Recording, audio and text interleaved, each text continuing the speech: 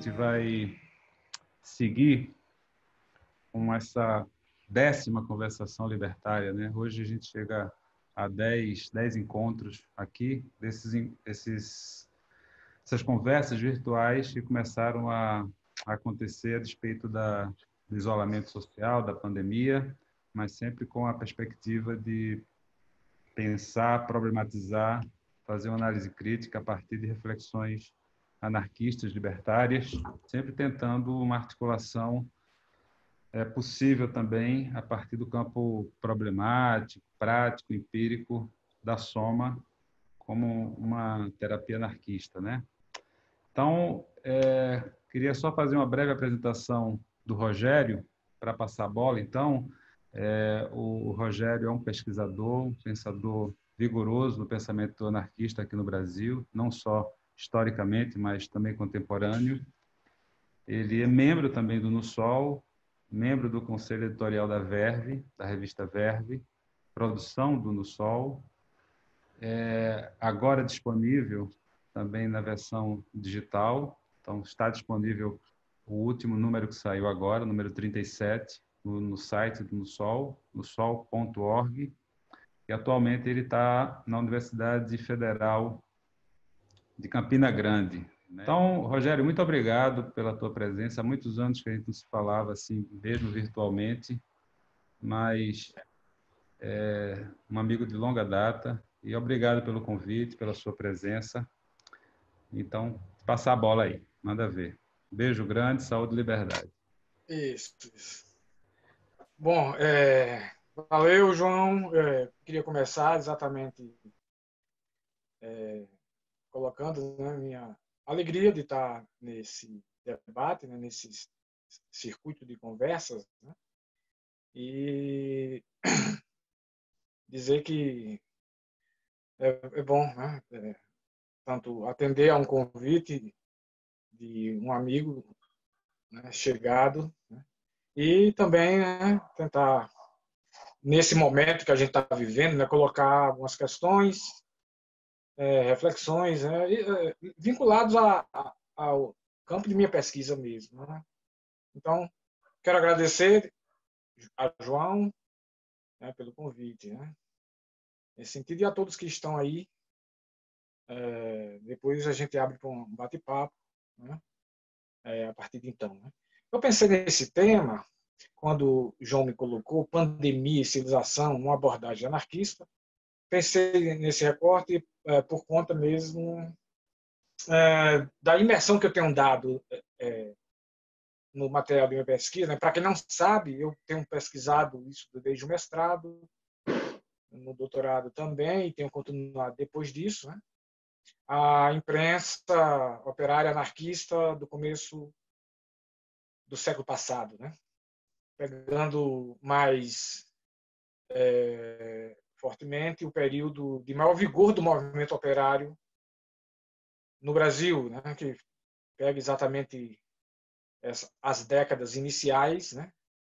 Eu diria as 4 primeiras décadas do século passado, né? Onde o movimento operário tinha visibilidade, tinha expressão, né? E o que nos resta hoje, infelizmente, em termos de um discernimento, né, mais fino, né, dessa envergadura do movimento operário, né, é muito de registros em arquivos públicos, jornais, revistas, livros, resoluções de congresso, panfletos, enfim, fotos, né? Poderia acentuar esse registro de existência ainda hoje, né? Afora uma outra dimensão que eu vou retomar daqui a pouco, a partir desses escritos que eu tenho considerado, né, emanações de personalidades, como o timbre de voz, como os perdigotos que nós hoje evitamos, né, suores, né, odores de corpos, né, que ficaram registrados nesses impressos, né. E há uma possibilidade, né, de nos acendermos, né, com essas centelhas pessoais deixadas em arquivos, né, que ficou em arquivos. Né. Eu particularmente, né, fui afetado nesse sentido, né, e pude,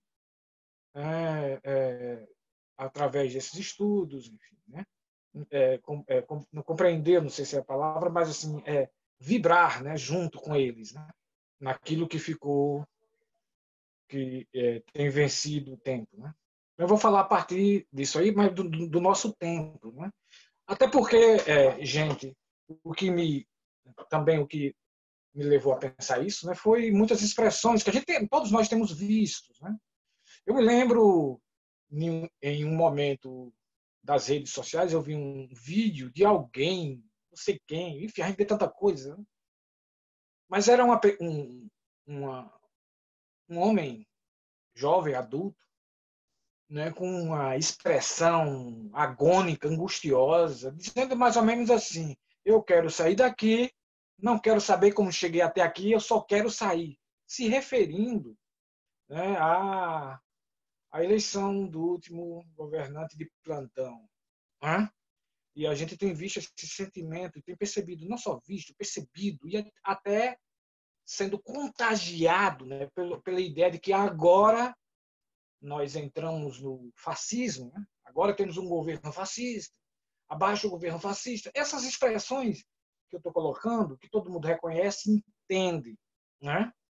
Eu queria exatamente partir dessa situação, né? Porque tem esse elemento dessa nossa contemporaneidade, né? Uma suposta, uma referida ascensão do fascismo, né? Aí, junto com isso, tem pandemia, quarentena, isolamento social, né? Essas questões relativas ao coronavírus, né? Mas também temos crescimento da miséria, perda de direitos sociais, um crescimento do obscurantismo religioso, assim, impressionante nesse meu tempo, né? Genocídios, etnocídios, devastação ambiental, violência doméstica e sexual, né? Quer dizer, é tudo, né? E agora a praga dos gafanhotos, né? Está tudo junto, incêndios, né? E parece que todos esses elementos eles vão se retroalimentando e aumentando em boa parte, né, das pessoas que se situam num dos lados, né, do espectro político como adversários daquilo que está posto agora em termos de situação, né? Eu quero iniciar dizendo que, para que a gente entenda isso tudo que a gente está vivendo, no meu entendimento, e a minha proposta é trazer essa abordagem anarquista, pensando nesse recorte histórico, né? Não há como fugirmos de traçar um pouco, né, aquilo que é chamado de proveniência dessas sensações, desse sentimento, dessas ideias e desse quadro mais geral, né? Eu entendo que, em termos sociais, em termos de sociedade, né, a gente está vivendo um momento que começou, assim, vamos dizer, não tem um ponto, nenhuma causa só. Mas a gente, o que eu quero colocar é que ali por volta da década de 30, 1930, né, mais especificamente, né, durante o estabelecimento da chamada, que ficou na história conhecido como Era Vargas, né, que vai de 1930 a 1945, né, eu acho que é ali que, em termos sociais, houve uma crescente, né, inclinação para essas feições, né, contemporâneas, né? Não foi a eleição de A ou B que provocou isso ou aquilo, né? Para além daquilo, né, que se coloca no palco eleitoral, né, que afeta muitas pessoas, né, efetivamente, né, mas para além disso, né, a gente tem, na verdade, de não perder, né, a perspectiva histórica, cultural, ideológica, mais geral, daquilo que acontece no mundo, na nossa convivência, né, no mundo humano. Então, a era de Vargas, né, a chamada Era Vargas, né, ela ela se consolidou no momento no Brasil em que havia uma disputa dentro das elites. Eu não vou entrar em pormenores, mas falando de maneira mais geral, assim, né? Dá para quem quiser aprofundar e ver, né? Mas essas questões em obras de autores que tem vários. Então, mas o que eu quero chamar atenção naquilo que está colocado e silenciado nessas obras, né? Esse quadro que incluiria os setores populares, tá? A proposta é essa, né? Então, nessa chamada Era Vargas, você tem o golpe, né, de 1930, novamente, o golpe, né? E o encerramento daquilo que ficou conhecido como República Velha, República do Café com Leite, Primeira República, nos textos oficiais.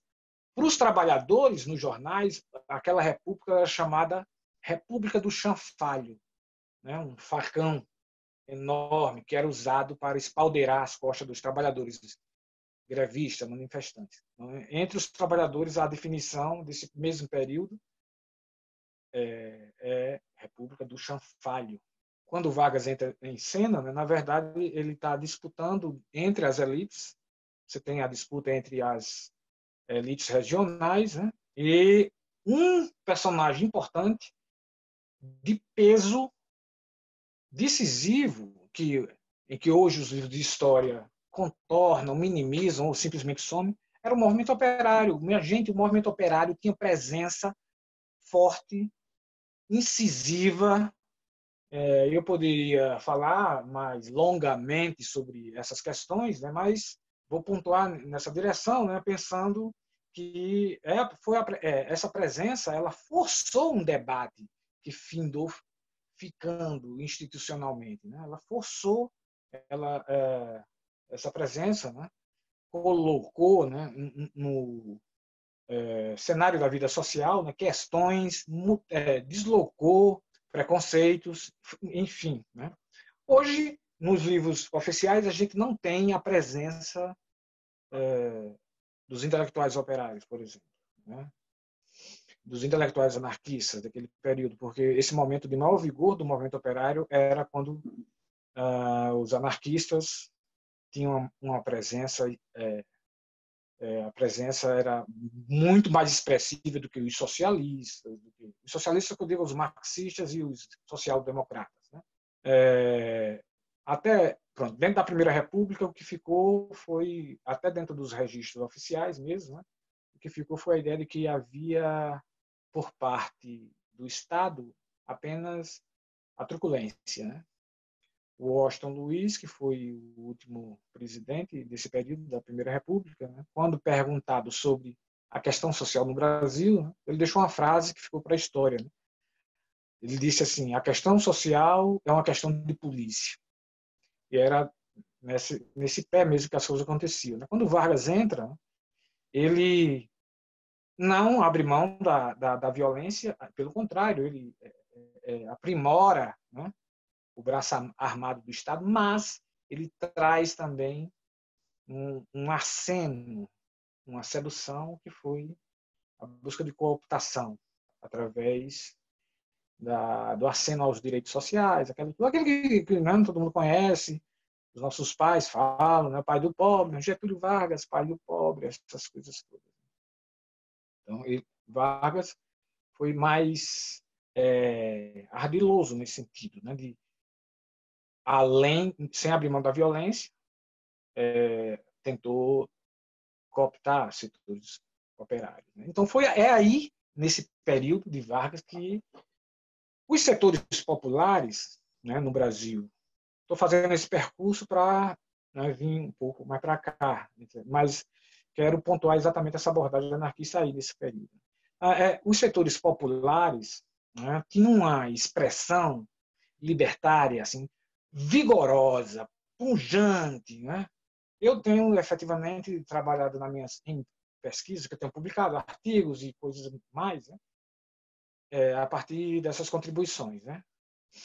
Mas, enfim, o que eu quero pontuar é que dentro dos setores populares, aí até a consolidação desse período Vargas e o que veio depois, né, ainda havia um peso e uma presença expressiva, singular, né, dos setores populares. Né. Pronto, vamos pensar o seguinte, né? Aquilo que hoje nós todos, todo mundo, né? E todo mundo, no geral, age a partir de certos conceitos, né? De ideias partilhadas. Pronto, a ideia, por exemplo, de dignidade pessoal, de que todo mundo tem que ser respeitado, né? Um vocabulário ou uma inclinação para conectar com a natureza, o meio ambiente, defesa do ambiente, preocupações dessa ordem. Né? Olha, né? Para além dos jornais, o que eu tinha falado antes, que ficaram nos arquivos, né?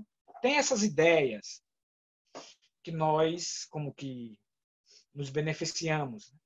Que foram instauradas dentro das associações anarquistas, populares. Né?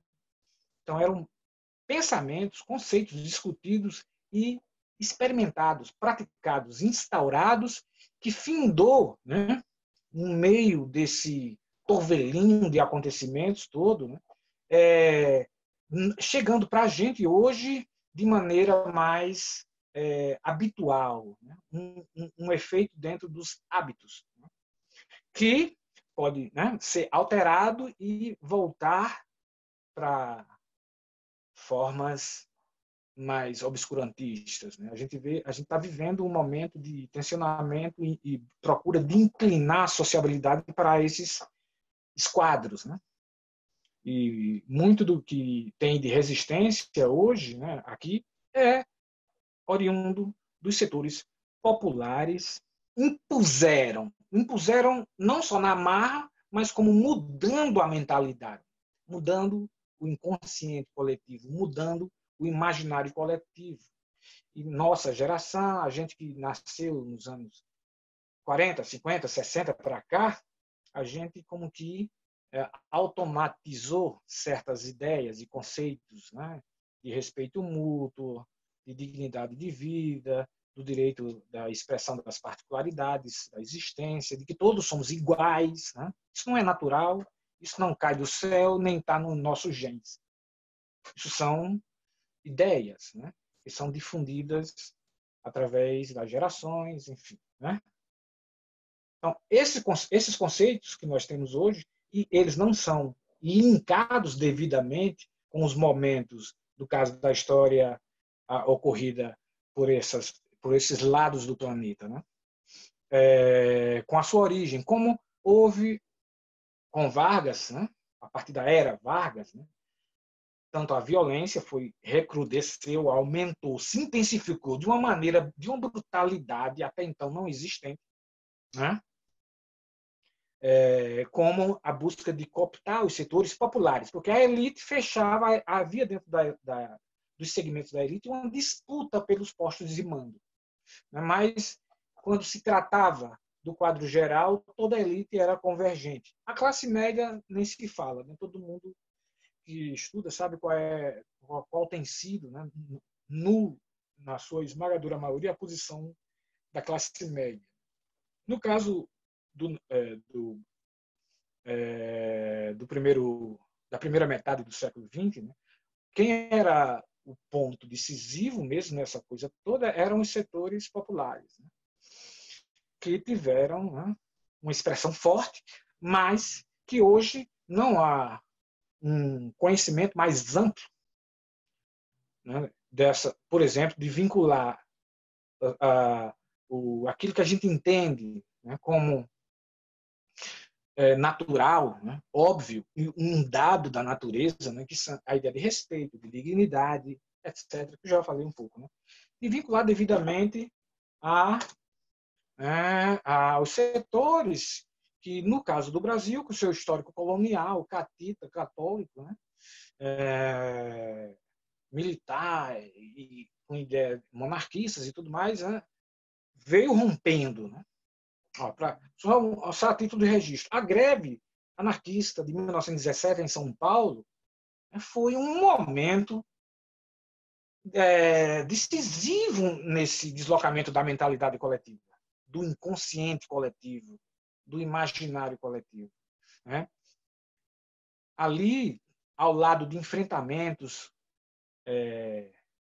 com mortos dos dois lados, que não se sabe direito, né, o número, mas ali os setores populares começaram a realizar e experimentar nesse sentido de instaurar outras formas de convivência, né? Por exemplo, eu estou falando da greve 17 porque, no geral, tem-se notícia dessa greve 17, mas houveram outros e houveram outros acontecimentos que convergem, todos convergem com esse deslocamento da mentalidade geral, né? Então, a mudança de mentalidade é fundamental nesse sentido, e eles entendiam dessa maneira, né? Houve, a partir na era Vargas, né, a busca de tanto do silenciamento e depois apagamento, né, dessa memória para gerações seguintes, né? E isso foi uma medida secundada, né, pelos institutos de ensino superior e por um domínio do livro, né? Um registro no livro de uma história onde um personagem importantíssimo, né, dos setores populares, esse personagem teve sua presença, né, assim, estupidamente reduzida, né? Não conhecemos, né? Por exemplo, hoje eu digo assim, no geral não se conhece figuras como Maria Lacerda de Moura, Florentino de Carvalho, Gigi Damiano e tantos outros e outras, né? Um caso que escapa, por exemplo, para você ver como as coisas acontecem, é Lima Barreto, que teve um acidente no percurso do apagamento aí. Foi bem isso mesmo, né? No entanto, né, ele é convenientemente decalcado dos movimentos sociais, populares e propriamente do anarquismo, no qual ele se situa plenamente, completamente. E ele não nos chega hoje, de uma maneira geral, assim, um dos livros que publicou alguns dos inéditos dele, por exemplo, em 2016, né, o pesquisador coloca lá que ele era simpático ao materialismo histórico. Nada mais falso, né? Na verdade, né, Lima escreveu um artigo em 1913 que republicou em 1919 com o título Palavras de um Snob Anarquista, e ele falando nessa veia, como ele coloca em outras questões, né? Bom, aí seria um momento para se pensar, né, como nós, hoje, no geral, temos uma percepção um tanto quanto esquemática, né, do anarquismo. O anarquismo geralmente é submetido ao crivo ou do marxismo ou do liberalismo ou da religião predominante no Brasil, quando não é por aí, né?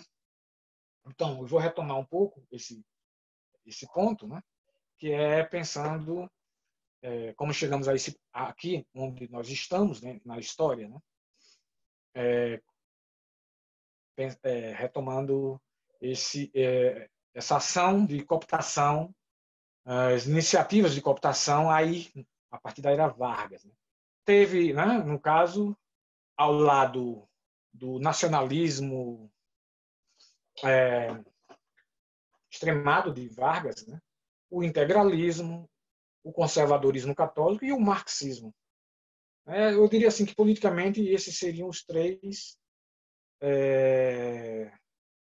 pontos que atuaram de maneira sedutora entre os setores populares, né? É só lembrar que quando o famigerado Partido Comunista Brasileiro do Brasil foi criado em 1922, dos 11 fundadores, 8 vinham do anarcossindicalismo, ou de algum ponto do campo do anarquismo, mas, né, aí é o ponto, né, é dentro do anarquismo aquilo que vibrava com o universal, com universais, né? É tanto que eles entraram e viram no bolchevismo, né, uma possibilidade mais concreta, mais real, né? De se chegar ao paraíso na Terra, que era isso que eles queriam, né? Como todo universalismo, que é a resolução das tensões, né? A superação, se quiser uma linguagem mais própria do marxismo. Dos 11, 8 eram egressos do anarquismo. Né? Olha, outros pontos. Né? Uma das figuras expressivas do chamado anarco-individualismo, Elísio de Carvalho, que é uma figura que eu acho meio estranha ali dentro, enfim. Né? Ele findou indo para um ponto do anarco-individualismo para um nacionalismo autoritário, extremo, assim uma coisa meio integralista mesmo. Como é que é isso? Né? Como é que essas coisas acontecem? Domingos Ribeiro Filho, que era inclusive amanuense também, amigo de Lima Barreto, tentou levar Lima Barreto para o sindicalismo, e Lima Barreto recusava, como Astrogildo também tentou, e Lima não era por aí. Né? O Domingos Ribeiro Filho, em 1919, ele já começa a dizer que era bolchevique. Né? Deu essa guinada para o bolchevismo.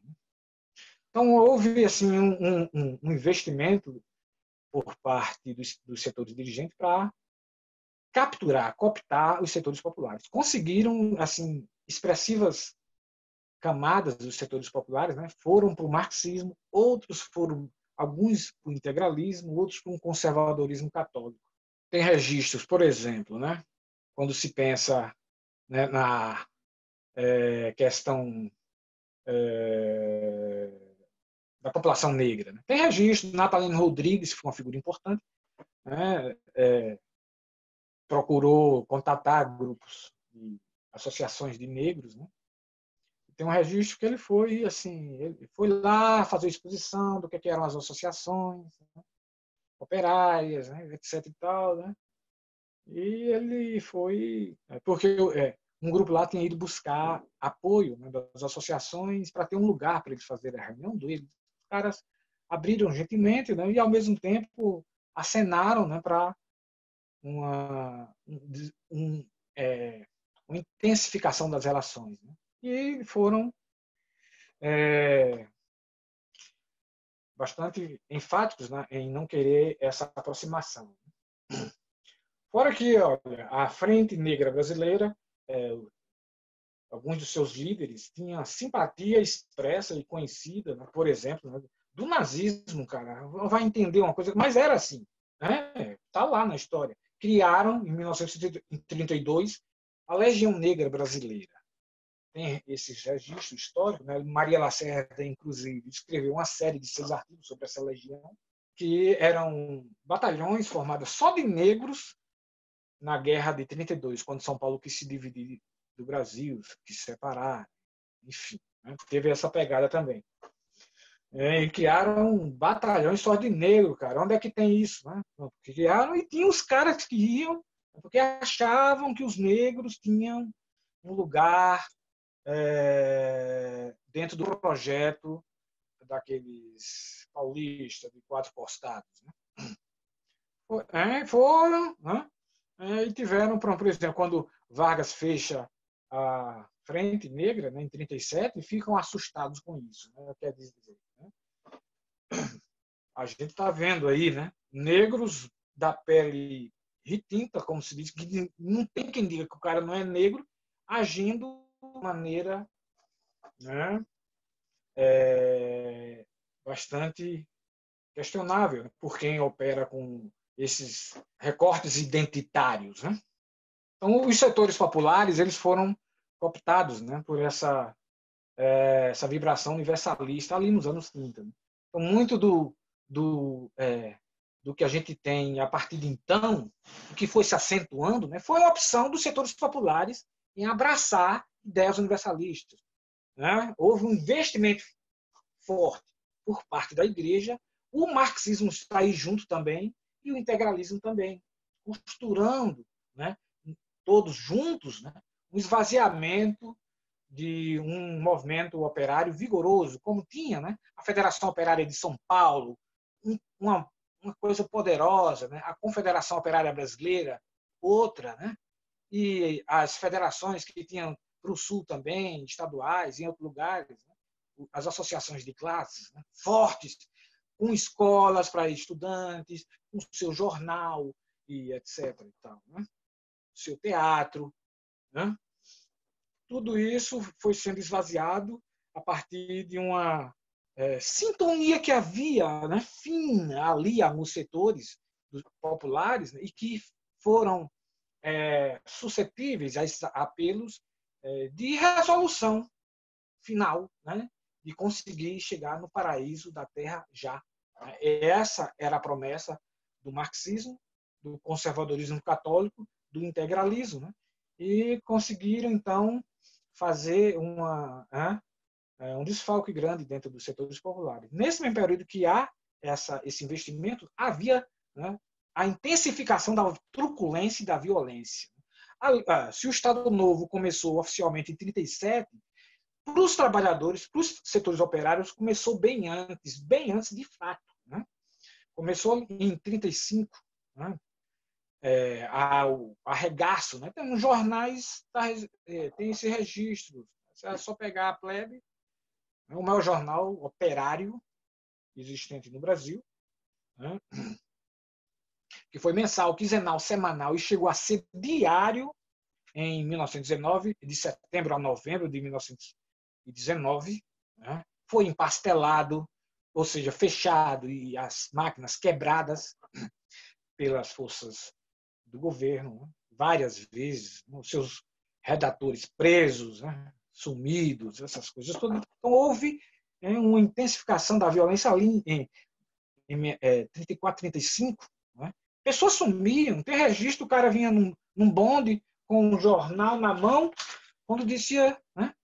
Quando descia do bonde, aí encostava dois caras, ei, vamos ali na delegacia, esse jornal é proibido. A pessoa, não, vou dizer que estava lendo jornal. Pronto, a pessoa sumia, cara. Ninguém mais via. Certo? E os jornais registram isso. Para mostrar que, bom, um outro ponto, né? Já fazendo algum link sobre isso que a gente vive. Né? Para quem se espanta e acha que agora, com essas últimas eleições, agora temos um governo fascista, isso é um equívoco de entendimento. Né? A gente tem, pensando a partir dos setores populares, uma sucessão de fascismos com graus diferentes, somente, e com alvos assim flutuantes, né? Mas há alguma coisa constante nessa flutuação, que são os setores operários, populares, os trabalhadores, o pessoal que mora nos sertões, as pessoas de pele escura, as pessoas fora do padrão, né, da heteronormatividade sexual, comportamental, existencial, são os alvos seletivos, né? E as balas perdidas encontram sempre peles negras, assim que alguém disse, né? Aquela campanha, né? Cadê o Amarildo? Fizeram. Em 1911 teve Cadê Idalina? Onde está Idalina? Onde está Natalino? Natalino sumiu. Onde está José Pimenta? Onde... Havia essas campanhas, porque era algo que acontecia. E achar que hoje isso é novidade só mostra a falta de percepção histórica das coisas. Né? Eu queria chamar a atenção para esse ponto, né? Que é uma das coisas do nosso momento, né? E todos temos visto. Né? Teve um dos documentários aí, filmes documentários, né? Que a diretora, eu nem assisti só o teaser e já fiquei com raiva. Eu vou confessar, eu vou assistir. Uma hora eu vou assistir só para, né, ver. Né? A pessoa lá, né, a menina, assim, extasiada porque ela nasceu quando as diretas estavam acontecendo, o ambiente de democracia, ela vai por aí, né? Mas agora a gente está no fascismo, né, com as eleições. Né? Menino, é isso? Porra, cara, alguém que trabalha com meios de comunicação devia ter um critério um pouco mais rigoroso, né, e não acompanhar esse senso assim fácil. Né? É saber, por exemplo, né, que o mundo não começou quando ela nasceu. Né? As coisas não começam quando a gente nasce, e eu vi isso de um colega também, que de adolescência, um dia desse me dizendo, né, pelas redes aí, né, que estamos no fascismo, porque ele se lembra das diretas já. Eu digo, ô meu irmão, que é isso? Quer dizer que o mundo começou com você? Né? É um ponto bastante forte, delicado, que a gente tem que chamar a atenção para isso. Né? Na verdade, a gente, na altura que nós estamos, aquilo que eu falei um pouco no começo, né, nesse nosso momento histórico, ele se insere não dentro das datas do calendário oficial. Né? Não dá para pensar limitadamente em operar nossos conceitos e nossas concepções e afetos a partir desse calendário oficial. Ele é muito limitador e é empobrecedor. Né?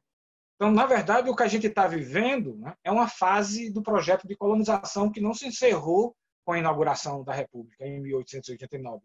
Não se encerrou com o golpe, né, de Getúlio em 1930. Não se encerrou em canto nenhum. Ele continua. E todos os governos têm mantido, né, esse projeto de colonização. O que é colonização? Inicialmente, eu sou tentado a acompanhar os meus queridos operários do começo do século passado, né? Intelectuais operários, né? A dizer, junto com eles, né, que há a continuidade de não só de uma condição colonial, né, mas uma condição existencial que está aí pulsando também, junto com outras coisas, né, mas que continua pulsando também, tentando nos capturar. Né? Por exemplo, o tão falado complexo de vira-lata tem a ver com isso. Né? Tem a ver com essa formação, nossas condições, uma condição colonial. Então, essas datas oficiais, né, elas não podem servir como marcos da verdade. Não é? São variáveis para a gente entender como setores da sociedade, especificamente as elites dirigentes, olham e tentam construir essa realidade. Então, essa fase que a gente está vivendo, esse momento aqui, com todo esse sentimento, é um ponto do longo, né, do mais de 5 séculos, de projeto de colonização. Trajetória é essa, assim, não é linear nem uniforme, mas pensando nesse sentido, você tem esse contorno, né, que faz entender como nós chegamos a esse ponto. Né? O momento em que houve um tensionamento e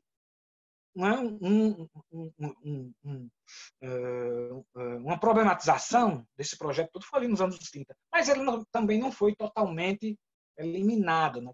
Para quem diz, né, que o anarquismo não dá certo, não deu certo, essas coisas assim. Né? É porque não tem um entendimento, tem um entendimento mais protocolar das coisas, né? Mais formal, né? Burocrático, né? Acompanha esses formalismos. Né? Porque, efetivamente, né, o que a gente tem, né, em termos de sociabilidade generosa, né, foi conquistado pelos setores populares ali no começo do século XX. Né? Um exemplo só, eu posso dar mais. E eu vou pontuar algumas coisas mais. Pronto, aquilo que hoje a gente vê como natural, e ninguém nem pensa, uma obviedade, que é estudar numa mesma sala de aula crianças de sexos diferentes. Isso foi uma imposição e o resultado de uma crítica à educação medieval, né, onde meninos e meninas ficavam em lugares diferentes. A menina nem muito acesso tinha, né, à educação. As moças ricas iam para escolas confessionais, né, para receber uma educação das irmãs Paula de Caridade. Era uma educação que encaminhava, né, o pensamento conservador católico nas mulheres, né, que era como Lima Barreto diz, uma das crônicas, né, a igreja soube tomar conta das duas maiores forças da sociedade, a inteligência e a riqueza, a mulher e os ricos. Né? Então, conseguindo para os ricos, enriquecidos, mulheres formadas nas escolas jesuítas, né, a igreja teria como manipular, ou conduzir, ou interferir nas decisões mais abrangentes, né, dos poderosos da sociedade, né? Então, quando os operários em suas escolas colocaram meninos e meninas juntas, foi um escândalo.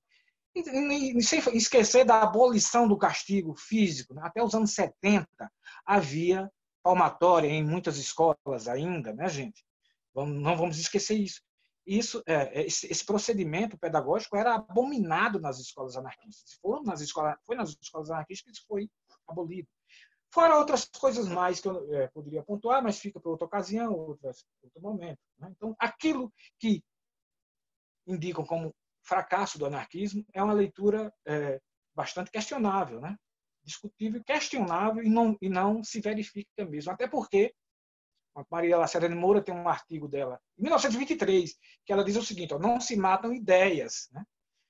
Onde ela propunha, né, uma ação não para ganhar os postos de governo, mas para alterar o que ela já indicava, né, inconsciente coletivo, as mentalidades, mudar para uma inclinação libertária, respeitosa, em conexão com o conjunto da existência, com os outros seres animais, vegetais e cósmicos, né? Então, eu poderia colocar muito ponto sobre essa questão. Eu vou me encaminhar para encerrar essa parte, né? Qualquer coisa a gente retoma um pouco mais, né, no debate, tá? Mas olha, já para encerrar, tá bom? Marxismo, conservadorismo católico e integralismo deram uma investida grande nos setores populares e conseguiram capturar expressivos setores populares. O Estado, por sua vez, se volta e se investe pesado na discussão da ideia de uma cultura nacional, cria um ensino superior que a gente tem, né, assim, hoje veio dali dos anos 30, e uma escola nacional também, onde o disciplinamento, né, era o tom geral, o adestramento, né? Francisco Campos, que era o ideólogo de Vargas, né, era o ideólogo, foi ele que a redação da Constituição do Estado Novo é dele, né? E no livro dele, o Estado Nacional, de 1937, né, tem um capítulo lá chamado Educação, que ele diz: olha, o papel da educação, da escola, é fazer as novas gerações serem aquilo que a gente quer para o bem da pátria, para os interesses nacionais, e ele vai bem direto assim, né? E fala em que há um Estado forte, né, uma sociedade totalitária, nessa direção, sem maquiagem, sem fazer nenhum pantin, né, nada. Dizendo diretamente mesmo, Francisco Campos. E isso veio, né, dentro dessa direção, né, até hoje, né? Ainda sobre o nosso tempo, né, a dificuldade de entender certos pormenores desse nosso tempo, né, tem a ver, talvez, com aquilo que, em 1984, no livro de George Orwell, fala em Nova Língua, né? Guerra é paz, escravidão é liberdade. A gente está vivendo isso, né? Aí a gente vê monarquista republicano, ateu evangélico, polícia antifascismo, conservadores independentes, marxismo libertário, né? Partido, qualquer partido. A gente viu agora, tá o partido antifascismo. Isso, olha, é nova língua pura, né? Essas confusões de ideias, noções de conceitos, né, só favorecem a estabelecer esse quadro que está aí. Não ajuda a nos situarmos, a entendermos, né, o ardiloso, o impostor, né? Então, para muitos, entramos no governo fascista nas últimas eleições, né? Eu quero lembrar aqui, já que eu creio que eu esteja falando para muitos anarquistas, né, que já é uma máxima anarquista, né? Eleição é fraude, eu não sei se vocês lembram disso. Vou recuperar, ainda mais no tempo das cédulas. Eleição é fraude. Com a urna eletrônica, na minha opinião, a fraude ela foi adensada, né? Ela agora é impostura e escárnio mesmo, porque urna eletrônica, gente, não tem não. A gente tem visto aí robôs, né, fazenda de celulares. Por que a urna eletrônica ia passar em brancas nuvens? E eu leio nisso esse projeto maior dos enriquecidos, endinheirados, que botou esse fantoche aí, né, para fazer o que é o serviço sujo, o que eles querem, porque os outros anteriores e a opção colocada, né, nesses termos da disputa burguesa, né, é apenas para interter e para esvaziar qualquer dissidência. O livro de Francisco Campos que eu falei, por exemplo, né, ele diz, está lá no livro, né, vocês podem acessar e ver, ele diz, olha, a gente sabe que esse negócio de marxismo é conversa, é mentira, mas as pessoas, os seus aderentes, veem como um mito, ele fala assim. Né? E a função do mito não é bem propriamente com a verdade, não, mas é encaminhar comportamentos. Então, aí ele diz assim, a gente sabe que essa coisa de luta de classe é uma balela, ele diz assim, mas vamos nos aproveitar disso, que a gente precisa de oposição. Né? A gente precisa desse outros. Né? O livro de Stanley, né? Que foi publicado há pouco tempo, né? Sobre como funciona o fascismo, eu acho que é esse o título, né? Nós e os outros. Né? A necessidade dessa oposição. Né? Não há uma tolerância. Para eles é insuportável a dissidência, a divergência, mas eles precisam de oposição. E o marxismo tem feito bem essa dobradinha. Né? É bom que a gente tenha claro com as coisas, visto, e ver historicamente o que aconteceu. Né? Na Revolução Russa, na Revolução Espanhola, aqui no Brasil, com os bolcheviques chamando para uma discussão de frente única e chamando para o cheiro do queijo. No Rio de Janeiro foram mortos 2, pelo menos, fora os delatados, com delação mesmo para a polícia, como era feito, e caluniados. Né? Isso é uma cultura que os caras entendiam. Né? Então, assim, esse espanto com esse nosso momento histórico, né? Ele diz mais de uma maneira de olhar as coisas e sentir, né? Que veio como resultado desse processo histórico, né? De um investimento através da escola, da igreja, do mundo do trabalho, em instaurar nas pessoas, né, dinamismos, né, autoritários. Né? Certo?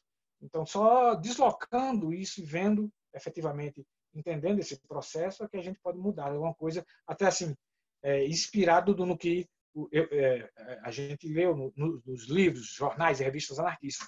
Isso que a gente está vivendo, por exemplo, os caras diziam, né? Olha, se for por aqui, vai dar nisso, vai dar merda. Direitos sociais, leis, legislação, isso são conquistas ilusórias. Os caras dão e daqui a pouco vão tirar tudo. Ele dizia isso nos anos 30, quando o sindicato foi oficializado, né? Foi legalizado, vinculado ao Estado. Né? E isso era dito, né? Efetivamente. E era dito num contexto em que já estava sendo construído uma economia distributiva, uma outra economia. As coisas já estavam funcionando dentro de outra vibração anticapitalista, antiestatal, e contra o obscurantismo religioso. Já estavam funcionando. Né? Já havia, certo? O que aconteceu exatamente foi nesse apagamento da memória e o apagamento das pessoas também. Né? Hoje a gente não sabe e se beneficia do hábito, né, que foi instaurado numa mentalidade, né, coletiva, no imaginário coletivo, quanto a ideias que ainda vêm até a gente. Né? Mas naquele momento histórico, muita coisa já estava acontecendo. Né? As pessoas ficam, no geral, vinculadas a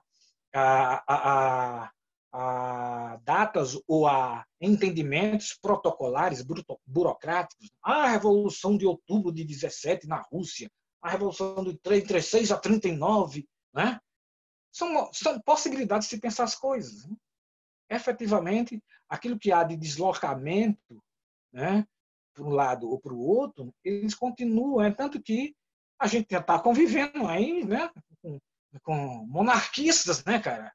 Querem a volta do rei. Cara, isso, né, existe, e outras coisas existem também, né, mas são efetivamente ideias e conceitos que não são eliminados, assim, como o anarquismo também, né, no caso. E quem mais, né, já para fechar, tá? Vou fechar, já falei um bocado.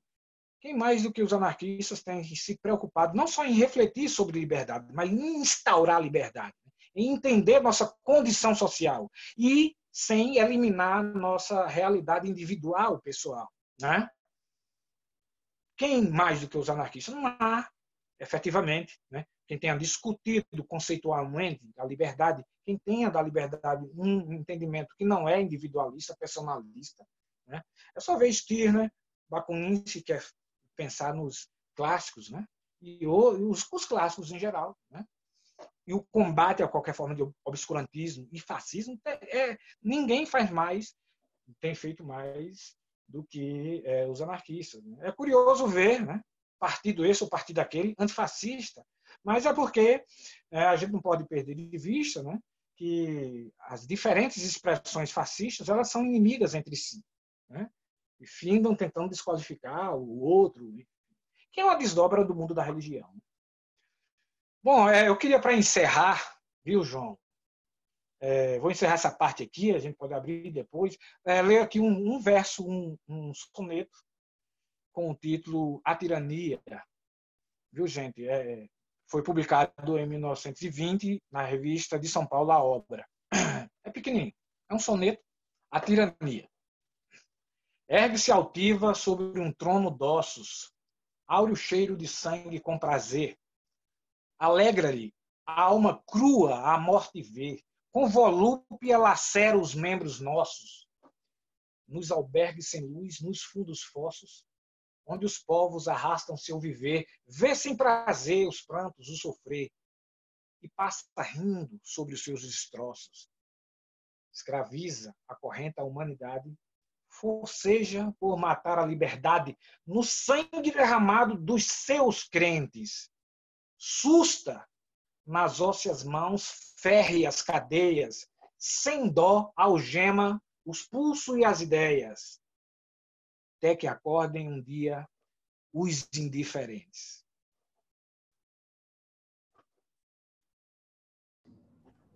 Com você, João. Maravilha, maravilha, Rogério. Belo passeio histórico, muito bacana. Já tem gente aqui perguntando no chat. Eu vou, então, abrir os microfones. Matando a saudade um pouco por esse canal. É verdade. Bom te ver. Muito bom, muito bom. Rogério, eu vou te fazer eu vou fazer uma pergunta, eu vou te fazer um pedido. Né? É inquestionável, né? Como as forças repressivas no Estado brasileiro, já na República Velha, na chamada República Velha, no Estado Novo, investiram de uma maneira incisiva sobre o anarquismo, né? Os anarquismos aqui no Brasil. Tanto por meio de leis, de decretos de exílio, de expulsão, etc., como prisões propriamente ditas. Não é? E com encenações fictícias de bombas em escolas anarquistas, etc. Não é? Então, realmente, há um investimento posterior dentro do integralismo, do comunismo ou do conservadorismo católico, como você colocou, mas o que me impressiona bastante no anarquismo é que ele sobrevive a todas essas investidas. Não é? Elas podem capturar uma parte do movimento baixo, principalmente do Estado Novo, mas os anarquismos conseguem se manter. E dentro dessa conversa do que se mantém, que continua incisivo, instaurador, etc., eu queria te ouvir um pouco mais sobre a saúde. Não é? Você é um sujeito que tem um conhecimento farto sobre isso, e numa época de pandemia, ou chamada pandemia que estamos vivendo, eu vou pedir, não é uma pergunta, eu vou pedir que você fale um pouco sobre as práticas de saúde entre os anarquistas, né? Uhum. É que elas são pertinentes ainda hoje em dia. Grande beijo. Beijo, valeu. Bem, esta alocução do querido amigo Rogério Nascimento era subordinada ao tema pandemia e civilização. Uma abordagem anarquista. Portanto, eu não nego que, na história concreta do Brasil, a ação coletiva do anarquismo e a sua visibilidade social foi importantíssima nas 3 primeiras décadas do século XX. Não nego isso. nem nego que houve uma parte que era anarco-sindicalista e outro tipo de anarquismo que tiveram pertinência. Bem, o problema é projetá-la para os dias de hoje. Quer dizer, como é que a ideia só por si, a ideia, os anarquismos, é capaz de ser reflexão, de ser pensada em termos dos vários anarquismos de hoje. Bem, e pronto, eu acho que você falou bem, melhor do que eu com isso estou de acordo, mas o problema que está aqui em jogo é, efetivamente, civilização e pandemia, que é uma questão eminentemente biológica e social, por um lado, e também o é por uma outra razão, que, por exemplo, eu não vou falar que, por exemplo, a classe operária, hoje, ou o povo, é completamente distinto com a ação coletiva revolucionária daquilo que era, quer dizer, nos primórdios do século XX. Quer ideologicamente, quer com uma ideia, com uma ação dita anarquista para derrubar o Estado ou para derrubar o capitalismo. Bem, não vamos falar nisso. O que interessa é, pegando em aspectos civilizacionais do bem e do mal e, enfim, de outras coisas, que é a função da religião na ação coletiva das pessoas, pergunto, a classe operária, o grupo em todo o mundo que ainda é a classe operária, como é que vive biologicamente e socialmente na pandemia capitalista? E aí temos um problema daquilo que não podemos ver só o capitalismo como exploração do homem pelo homem, mas em termos de saúde, em termos de vida e da morte, a classe operária está cá muito em baixo, porque ela é que sofre muito mais que todos os outros grupos sociais, como os pobres, os miseráveis e por aí fora. Pronto. Ora bem, se pudesse pensar agora a classe operária, ou o povo em geral, como um bastião da revolução, ou das hipóteses de revolução, falo-ia agora. Não quer morrer, não quer trabalhar, não quer ser escravizado. Tem uma relação plausível para esse efeito, para negar o capitalismo no Estado. Bem, o que se pode é que, em termos civilizacionais, qual é o impacto da civilização atual, que em certa medida ainda tem uma força motora, uma força inibidora, uma força castradora, que os pobres, os miseráveis e os trabalhadores que ainda existem não enveredem para o fim do capitalismo do Estado. É esta a pergunta que eu queria fazer.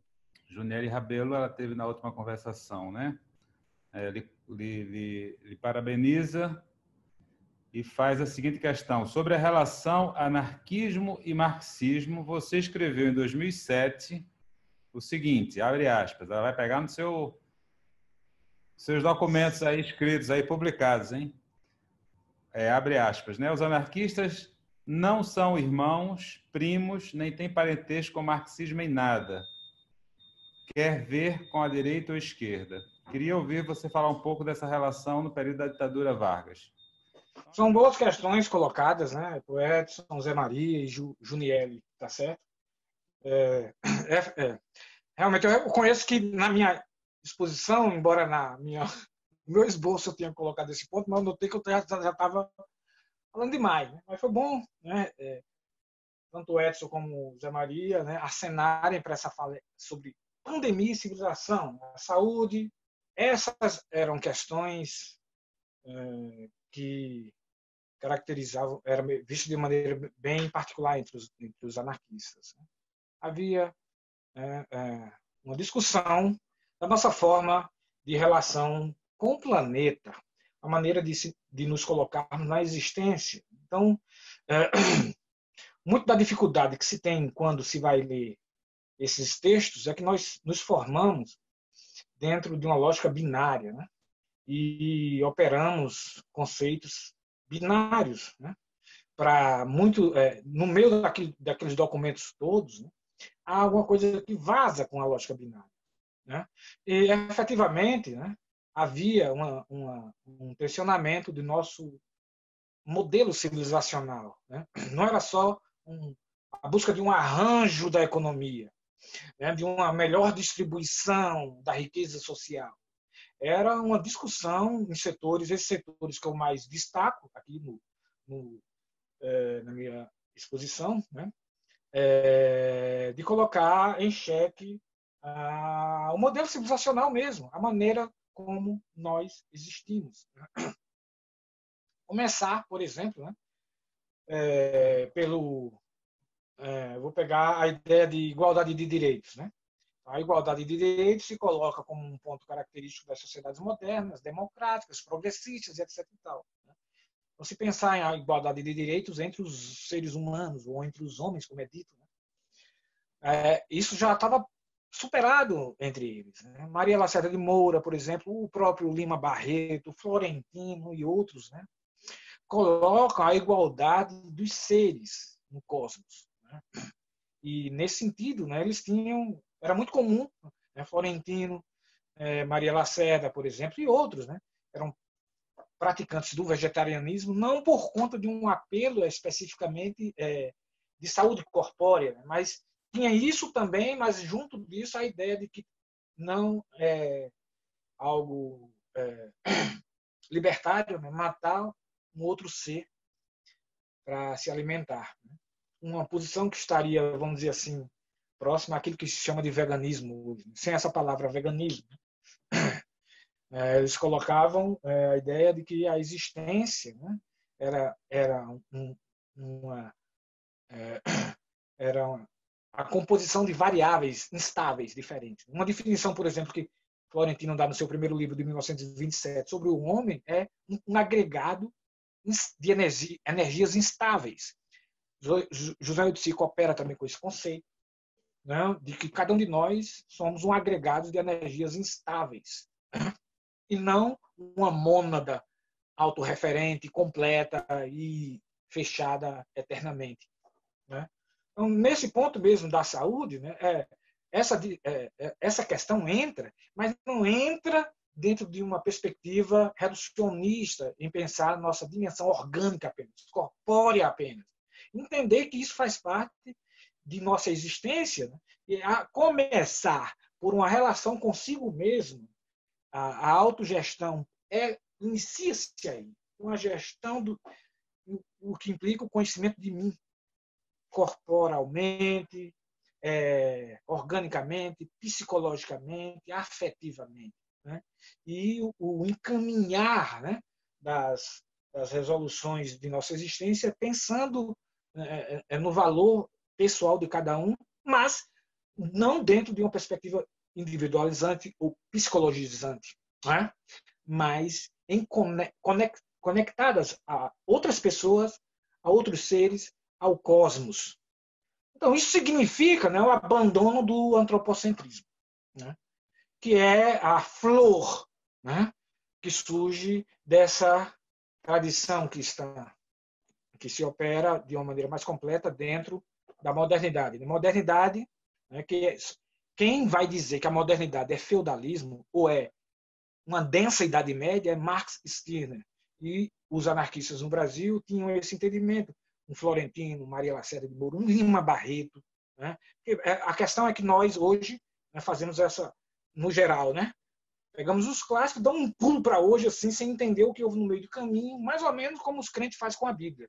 A Bíblia, né, hoje os crentes leem assim, em São Paulo disse isso, está no livro de João isso, aí pula para cá como se não houvesse tido nada, né? Por exemplo, o Estado absolutista, todos eles têm principalmente o Estado corporativo, ganha mesmo as feições daquilo que São Paulo fala sobre corpo de Cristo, somos o corpo de Cristo, essa ideia de uma organização orgânica para a organização social. Então, a saúde, né, foi uma boa chance de colocar melhor essa questão, Edson e Zé Maria, né? E a pandemia, né? A saúde passa por uma desoneração do obscurantismo religioso, né, que não permite, né, que torna o corpo um pecado, né, e vem toda aquela baboseira medieval sobre pecado, sobre essas coisas, né, continua interferindo e efetivamente se intrometendo de uma maneira desastrosa na vida individual e coletiva, né? Mas também a dominação desse corpo pelo Estado, através de um poder médico, né, abusado. Né? O texto maravilhoso de Lima, O Cemitério dos Vivos, fala uma parte sobre isso. Né? Ele diz, olha, eu estava na anamnese, né? Eu me sentia um cadáver, ele diz mais ou menos assim, sendo escrutinado de maneira abusada pelos médicos.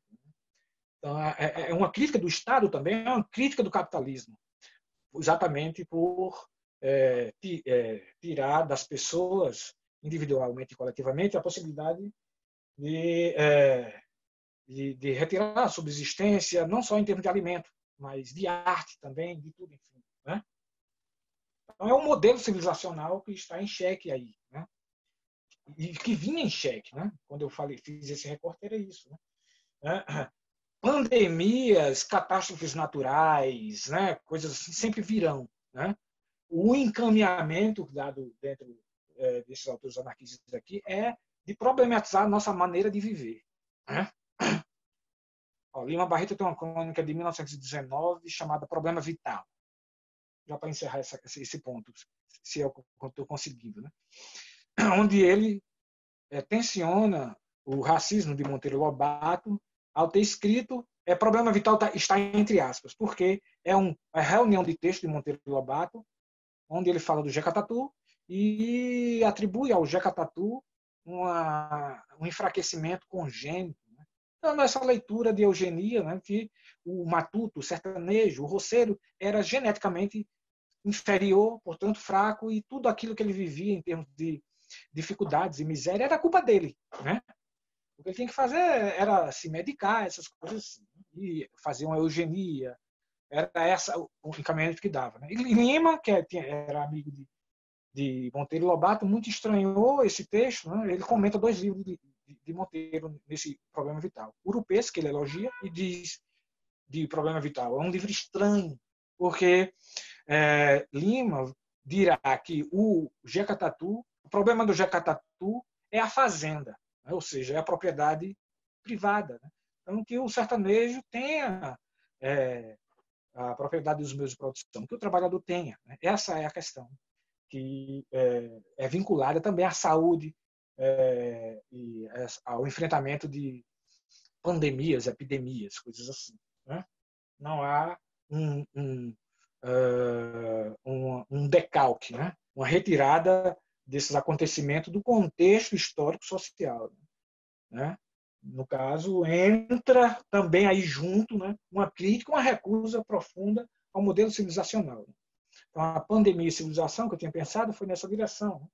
Nesse momento que a gente vive, né, essa pandemia, na verdade, a pandemia coloca a olhos vistos, né, que a religião é uma fraude, uma impostura, que os governos também são.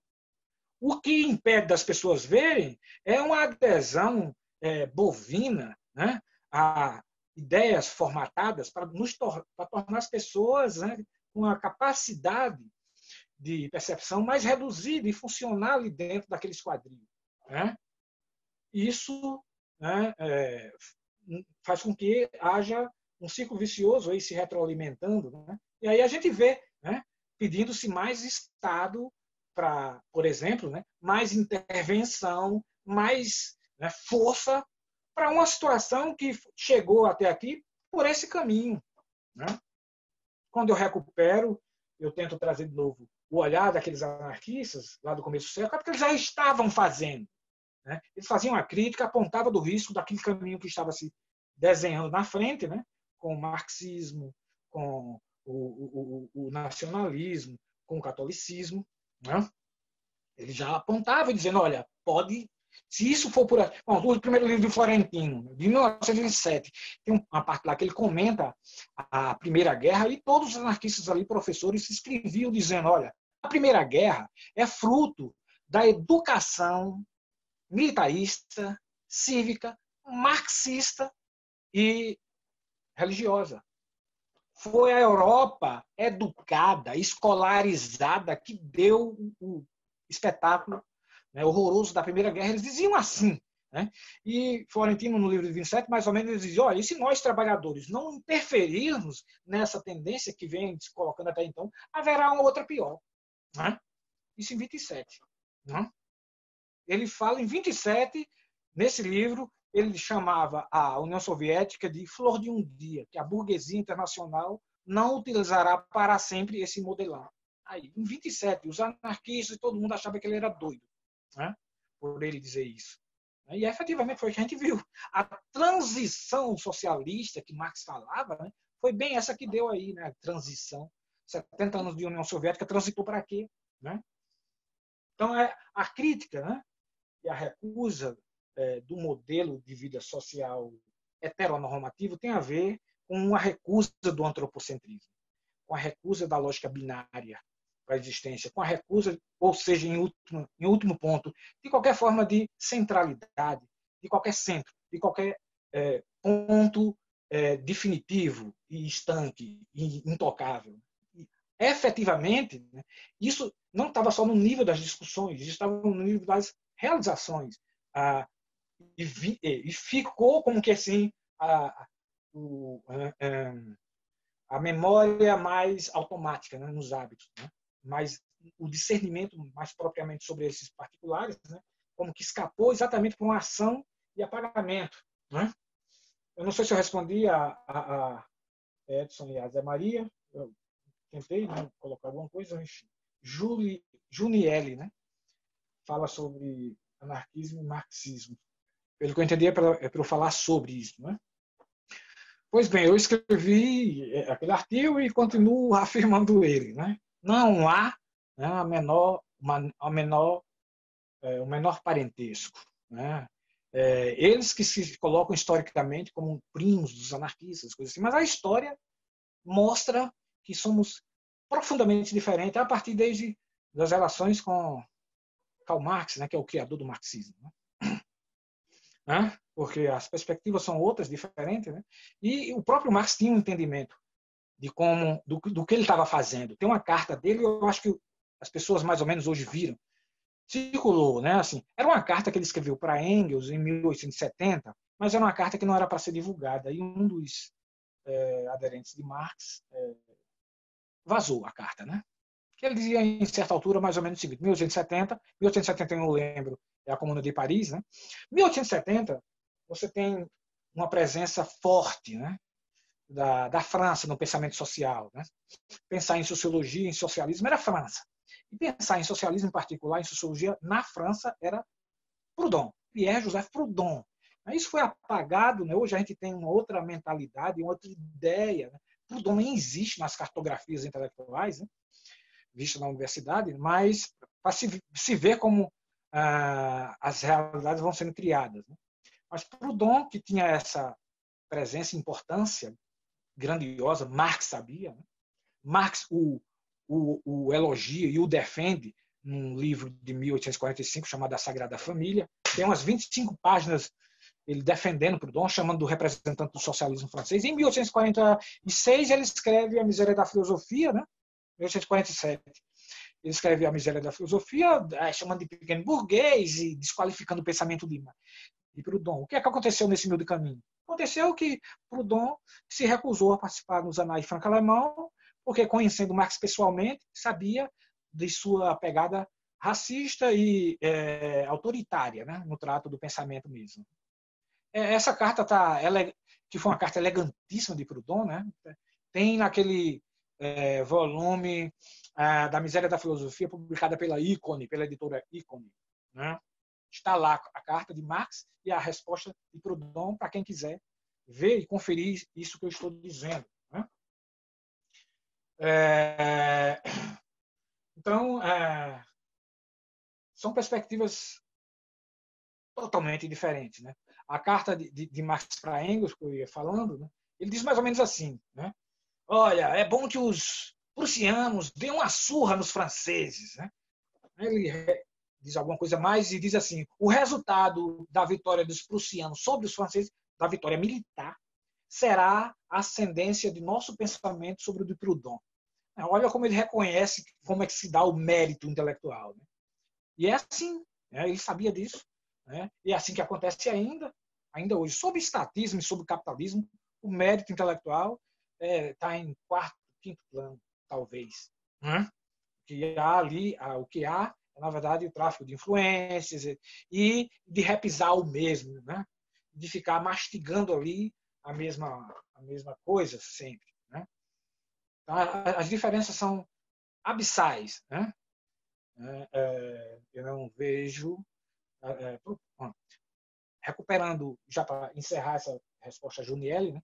Então, tem um dos editoriais, um dos pequenos artigos da Plebe na década de 20, em que eles escrevem dizendo para, olha, vocês aí, operador em força, Plebe, a gente está precisando de, sabe que a gente se sustenta com o dia do trabalhador, etc, etc, etc. E eles sabem o que era em que ponto desse artigo? Eles, olha, a gente não está aqui para discutir tostões. Né? Chama assim a questão econômica de tostões. Né? A gente quer uma mudança radical, né? na forma da convivialidade. Né? Era disso que ele falava. E essas figuras tinham um entendimento bem preciso disso. Isso não anulava os outros, né? Sobretudo os anarco-sindicalistas, que tinham uma influência de Marx forte no pensamento deles, né? E findavam encaminhando universalismo, né? Destacando dimensões mais urgentes, importantes, como a econômica, coisa assim. Mas eles estavam ali numa relação de discussão sobre esses pontos. Estou me vendo agora aqui. Linda fala aí, uma baita aula. Eu anotei uma porção de coisas. E como a gente está trabalhando na educação básica, eu agora, né? A minha família chamada Colégio de Aplicação aqui em Florianópolis, né?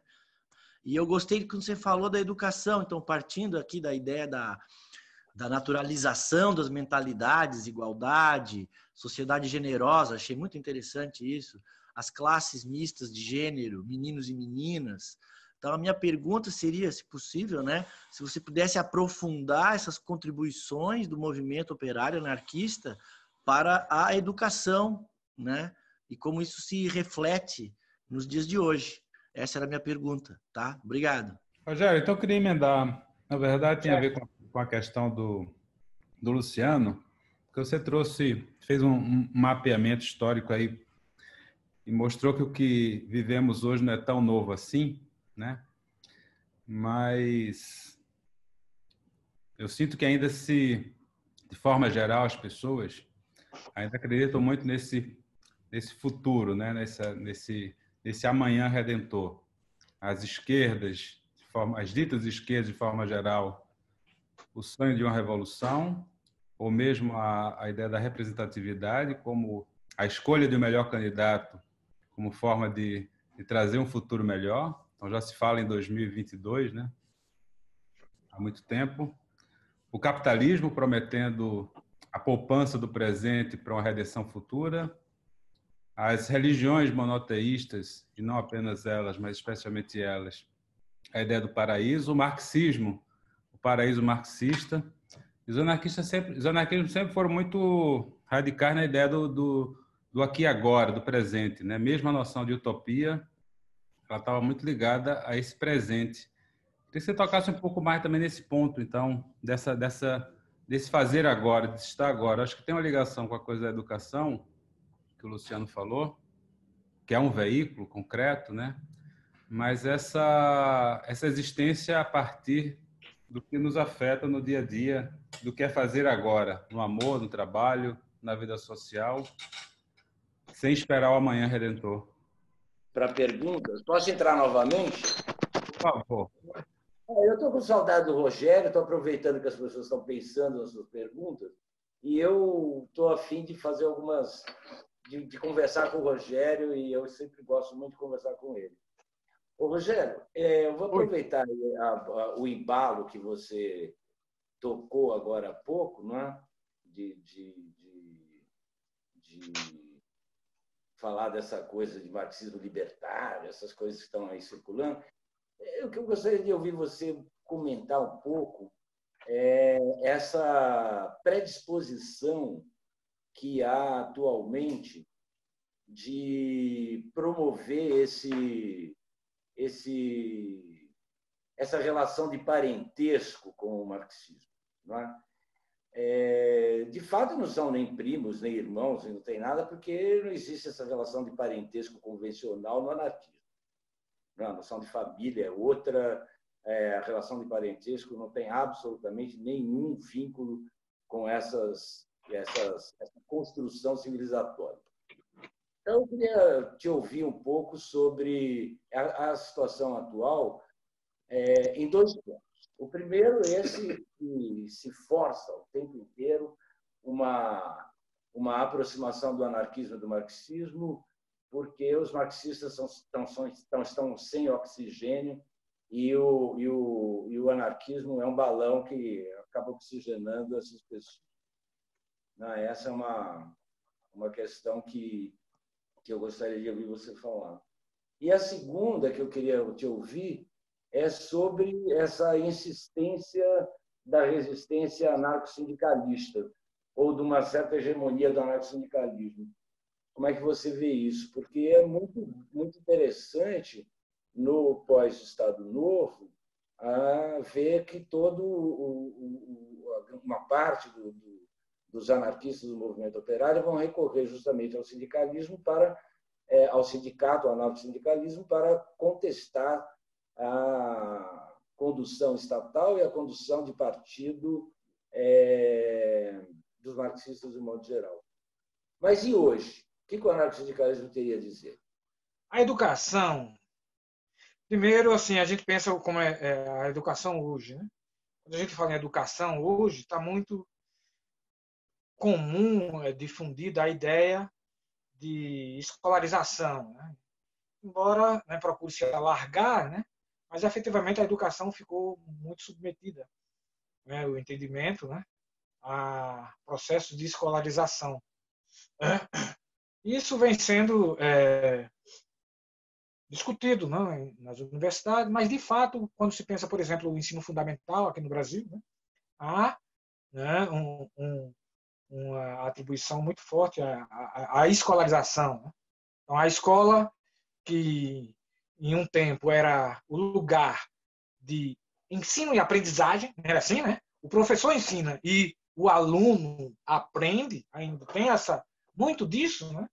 Embora haja todo um floreio com correntes que procura dourar essa pílula, né? Mas ainda anda essa concepção, né? Positivista, kantiana, né? Profundamente kantiana, de Auguste Comte, né? Latejando aí, né? Que teve um desdobro mais forte com o maior discípulo de Comte, que foi Durkheim, o grande inspirador da República no Brasil. Né? Então, na educação oficial, né, o campo da escolarização obedece, segue e instaura processos que são violentos, coercitivos, punitivos. Vibra toda aquela pedagogia medieval escolástica dos jesuítas, né? Os introdutores da escola aqui no Brasil. Onde vai acontecer algo radicalmente diferente, radicalmente, plenamente, nesse sentido mesmo, né? Com os movimentos operários. Eu não estou falando nem daquilo que se falou em educação popular dos anos 60, como ficou conhecido aqui o método Paulo Freire e tudo mais. Não, é muito mais abrangente, né? Exatamente por o que eles fizeram é o que aconteceu, por exemplo, com a mesma coisa com o jornal, né? Com o sindicato, com as associações. Essas palavras que a gente usa para transmitir conceitos, para comunicar ideias, né? E descrever situações, ideais, etc. Né? Pronto, se pensarmos nessa ferramenta, o vocabulário, né? Que pode nos dar a impressão de se tratar da mesma coisa, o que acontecia ali era algo totalmente diferente. Então, eles não precisavam, por exemplo, como queria Ivan Illich, nos anos 60, e Everett Heimer, por exemplo, né, os grandes nomes da crítica à escolarização, nos anos da década de 60, né, eles não fizeram dessa maneira. Simplesmente, né, houve dentro de processos coletivos de discussão, desde os congressos, desde a internacional, os congressos aqui no Brasil, os congressos operários, uma discussão sobre a escola para os filhos dos trabalhadores. Né? E a formulação dessa escola, né, seguiu um debate que já vinha sendo acumulado de maneira forte. Né? e vigorosa, né, no movimento operário internacional. Né? Então, quando chega aqui no Brasil, já está, né, dentro também da instauração de associações vigorosas. Né? A escola, então, como sindicato, jornal, teatro, eram palavras que hoje a gente diz é a mesma, mas o que estava acontecendo ali era alguma coisa que era assim a desoneração de essencialismo. Né? Então, a escola, por exemplo, anarquista, né, se dava de maneira que não era nessa vertente que findou os cursos de licenciatura hoje tem a primazia da abordagem kantiana, durkheimiana, que é a psicologia. Todo curso de licenciatura tem um monte de disciplina de psicologia. Por quê? Isso está lá em Durkheim. Né? Durkheim diz que, ele que é o formulador do conceito de fato social, né, para a sociologia, ele vai dizer mais ou menos assim, que na educação isso não se aplica, a ideia de fato social. Por quê? Para ele, a educação era o campo da psicologia. E ali é que o psicólogo tem a primazia. Por quê? Porque uma pedagogia fascista, como Durkheim coloca, né? As gerações novas têm que aprender e reproduzir o que a geração antiga formulou. Né? Aquilo que é bom para a sociedade. Né? Essa concepção que dá às gerações novas, né?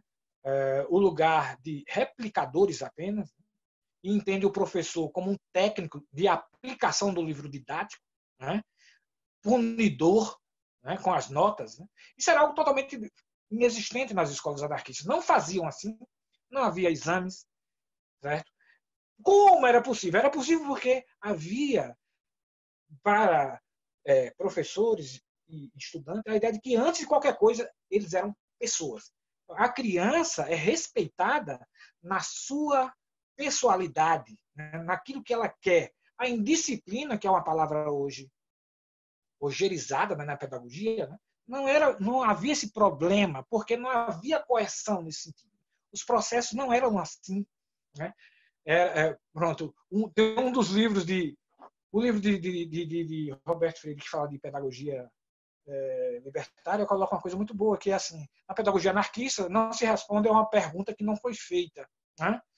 Então, a pergunta tem que ser feita. Na pedagogia convencional, né, há uma violência tremenda, né? Atropelando professores, estudantes, funcionários, todo mundo acostumado a isso. E replicando, mesmo tendo revertério sobre si. Né? Então, as escolas anarquistas eram noutra vibração. Né? As aulas eram definidas... Por exemplo, vou falar rapidinho, Luciano. Né? Geralmente era assim, o professor, uma vez por semana, fazia uma visita a outra escola, a um sindicato, a um bosque, uma saída. Ia com as crianças, ela voltava, ele pedia uma redação descritiva, ou então descreva seu quarto, sua sala de estudo, sua casa. A criança escrevia, a partir do que ela escrevia, o professor encaminhava história natural, o que surgisse de lá, né? Gramática, geografia, matemática, e sempre também dentro de uma pegada que era desonerar os preconceitos nativistas, religiosos, sexuais, o que fosse. Desonerar esses preconceitos. Né? Era assim que funcionava a escola, sem ficar criando, sem operar com disputa de nota. Parece uma curiosidade, né? Uma escola anarquista que tem uma sensibilidade coletiva aguda. Né? A gente tem hoje uma escola oficial que não tem essa sensibilidade, nem de longe passa, porque qualquer associação, ou ela funciona dentro da lógica competitiva, ou ela é punida, proibida, caçada. Né? Esse discernimento de nossa liga um com o outro, não só na escola atual, mas em tudo quanto é canto atual, né? Trabalho, devoção, divertimento. Esse componente competitivo, né, é muito aguçado, muito estimulado. As escolas anarquistas têm um procedimento. Luciano, hoje tem muito livro aqui no Brasil disponível para se aprofundar sobre a pedagogia anarquista. Eu te indicaria, em particular, o de Michel Antony, Microcosmos. Tá? Muito bom o livro. dá uma retomada bem ampla. Poderia ver por aí. Edson, pelo que eu entendi, Edson, teu áudio cortou um bocado, viu? Quando tu estava falando, pelo menos aqui para mim, mas pelo que eu entendi, alguma coisa, um primeiro ponto sobre a predisposição na promoção da relação do anarquismo, por que isso acontece, né? Essa aproximação, por que acontece hoje essa aproximação do anarquismo com o marxismo, e segundo, o sindicato hoje, né? Se houve essa hegemonia dele lá e hoje. São duas questões também, enfim, né? Primeiro ponto, até onde eu pude entender, né? Essa promoção, né? Da aproximação da relação do marxismo e anarquismo, eu vejo, né? Olha, eu vejo da seguinte maneira, né? A gente, como eu disse em um momento da minha fala, a gente está vivendo uma altura de mais de 5 séculos de processo de colonização. Então, as frentes de enfrentamento são grandes. A gente que resiste, o que se opõe mesmo, e que quer outra coisa, a gente está lidando com setores da sociedade que têm uma tecnologia social acumulada de pelo menos 5 séculos. Né? Pensando aqui. Né? Mas recua mais, efetivamente. Então, como é que a Igreja Católica, por exemplo, tem 2000? Como? 2000 anos. Se não com a capacidade tremenda, né, de se recolocar, de adaptar, de fagocitar o que está ao seu redor. Né? Isso seria um ponto até bem particular, né, para se pensar como no Brasil, quase que o cristianismo é banido. Né? Aquilo que eu disse, por exemplo, sobre o jornal. Né? Eu estou vendo, né, a partir dessas questões, tá, colegas e amigos que estão aí. A Lanterna surgiu em 1901. Quando ela surge, o jornal anticlerical, a Lanterna, ela já estampa lá um número de exemplares editados, né, publicados.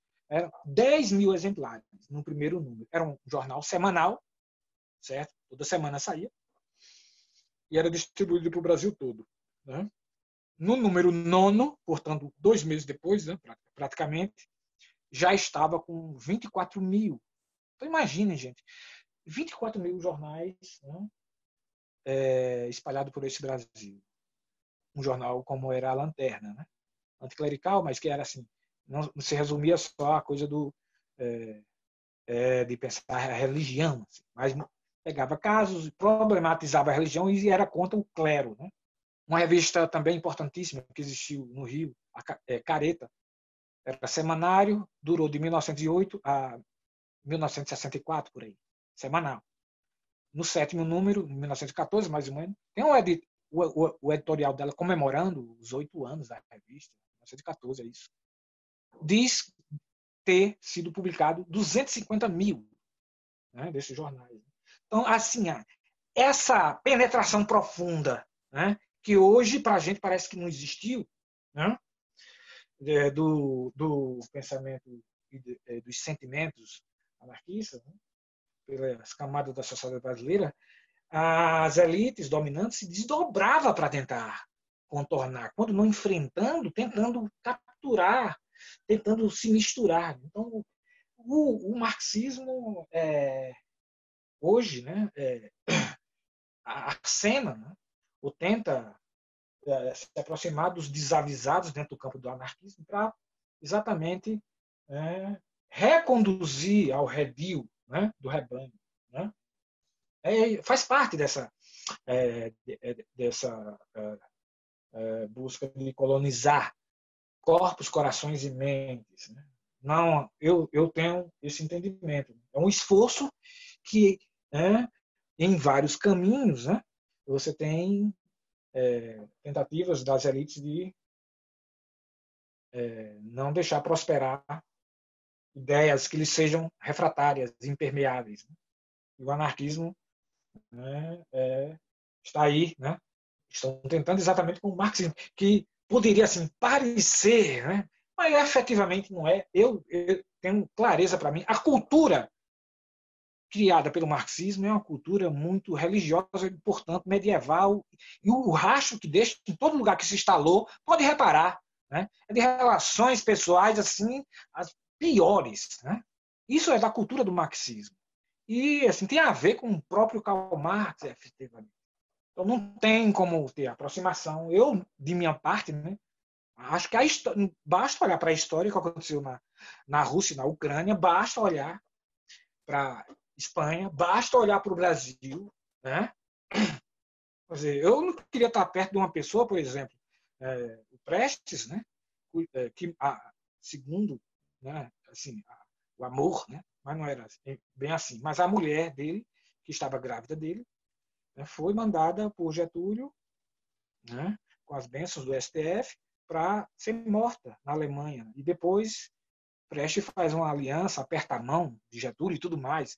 Eu não queria estar perto de uma pessoa assim, por estratégias políticas. Eu, em particular, né, acho que é uma pessoa execrável, né, que não tem nada a acrescentar, né? E deve ser colocada nesses termos, todos eles, assim, sem passar pano. Eu sou dessa linha, dessa linha assim. Eu acho que não tem meio termo com esse tipo de pessoas, não. E de atitude, de gesto, e do significado social desse gesto. Bom, a segunda pergunta foi porque diante da hegemonia do sindicalismo nos anos do começo do século. Mas olha, Edson, e hoje, né? Certo? Muito bom porque a gente vê muito hoje, né, alguém falando disso, né? Sindicalismo, não sei o quê. Cara, havia já ali no começo do século, uma crítica profunda ao sindicalismo. Florentino alimentou polêmicas registradas nos jornais, tanto com sindicalistas como no Vasco, como com críticos radicais do sindicalismo, como o Ângelo Bandoni, no jornal La Guerra Sociale, um jornal de 1915 a 17, em São Paulo. Importantíssimo jornal, muito importante. Né? E, pronto, por exemplo, pegando a posição do Florentino, né? Assinando como João Crispim, na Voz do Trabalhador, ele alimenta uma polêmica que aparece em outros escritos dele, nos livros dele, né? Mostrando que o sindicalismo ele tinha, assim, o sindicalismo era como a gente chama hoje uma estratégia, né? Vamos lembrar dessa palavra usada, por exemplo, para falar dos black blocs, né? É uma estratégia. E a natureza dele pode ser fascista, católica, nacionalista, revolucionária, conservadora, pode ser qualquer coisa, né?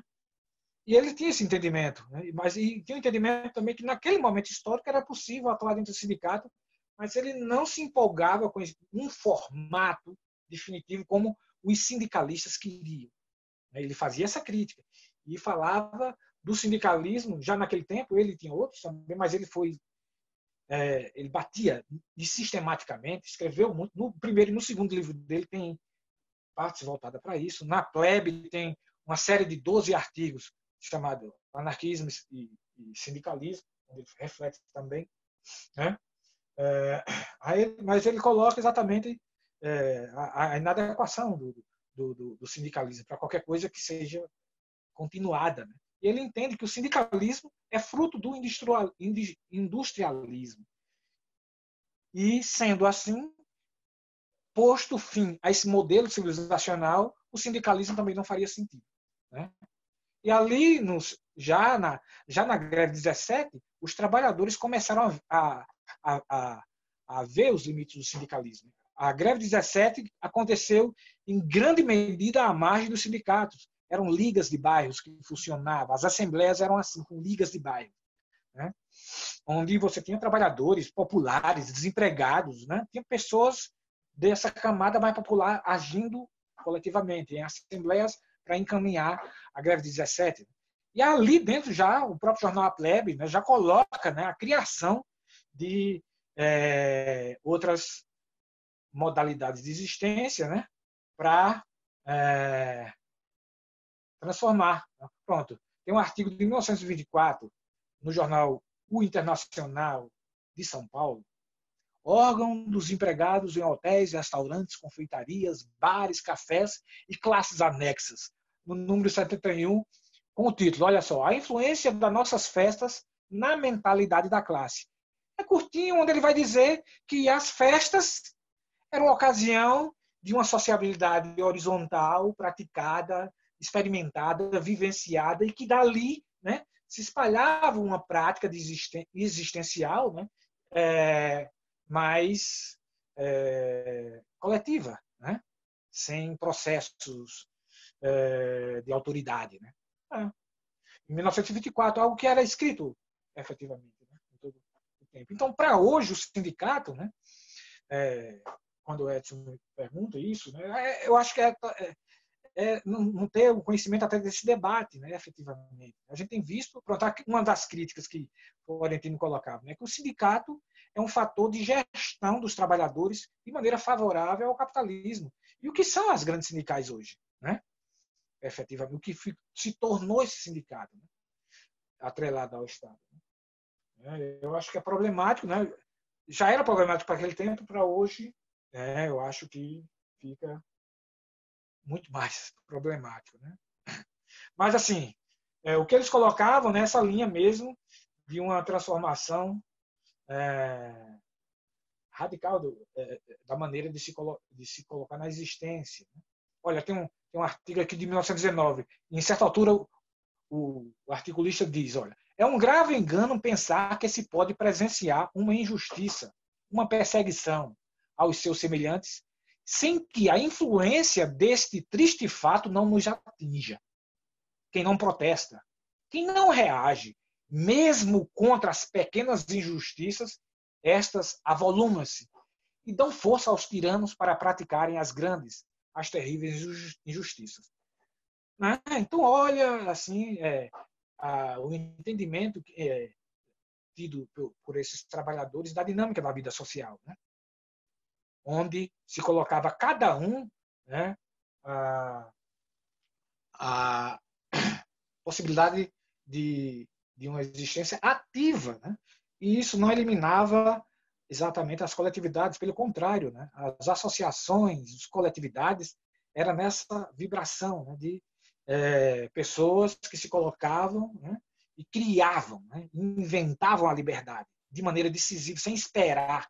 Né? Vi hoje na internet, diante dessas coisas de destruição do monumento, que eu fico olhando assim e digo, meu Deus do céu, né? Vício de linguagem, né? Escapa. Mas alguém lá aí em São Paulo, acho que em São Paulo, que tinha proposto uma lei para derrubar os monumentos e não sei o que. Eu digo, meu irmão, né? Uma lei para derrubar os monumentos, cara, né? Quando as pessoas, né, tiverem, até assim, o acontecido lá na Inglaterra, né, foi algo que tomou, né? As pessoas derrubaram com lei, sem lei, até contra a lei, né, e fizeram de outra maneira. Então não é pegar os eventos naquilo que ele tem de performático, né, que vai nos levar a superar certas limitações. Mas efetivamente fazer uma revisão dessa nossa trajetória, né? E de como se constituiu em cada um de nós nossos conceitos e nossos afetos, né? E destruir aquilo que nos foi colocado. Né? Pronto, Luciano, até um ponto, né? Lembrando quando eu falo desse ponto aqui, já para encerrar essa parte, né? A pedagogia não tem medo e acolhe com bastante positividade, né, a indisciplina, né, não tem problema com isso, porque é um gesto político. E entende que aquilo que acontece com alunos e professores tem que ter muito de desaprendizagem junto. Não é só aprendizagem, não. Ninguém é esponja que tem que ficar, né, recebendo apenas. Mas a desaprendizagem, sim. Porque ninguém é uma tábula rasa. A gente vem e nasce no meio ambiente já, né, com suas particularidades. Tem um componente aí que escapa, que tem a ver com os nossos ancestrais, né? E não é biologia na questão de raça, mas é de ancestralidade, né? Certas habilidades, capacidades, limitações, etc. Né? E tudo isso, eles tinham esse entendimento, né?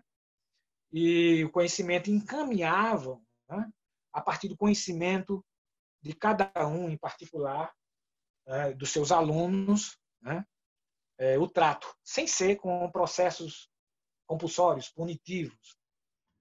Eu queria te agradecer muito, Rogério. Conversa gostosa essa, né? 2 horas aqui transcorreram para mim assim, rapidamente. Muito obrigado a todas e a todos, a você especialmente, Rogério. Obrigado, foi um prazer, né, atender ao seu convite e a ver essas pessoas queridas aí, conhecer outros rostos aí.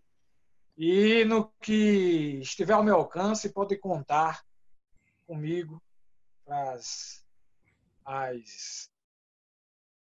instaurações conspiratórias e tudo mais. Né? Tamo junto e misturado. Beijo a todas e a todos. Saúde e liberdade. Beijo para todo mundo. Saúde.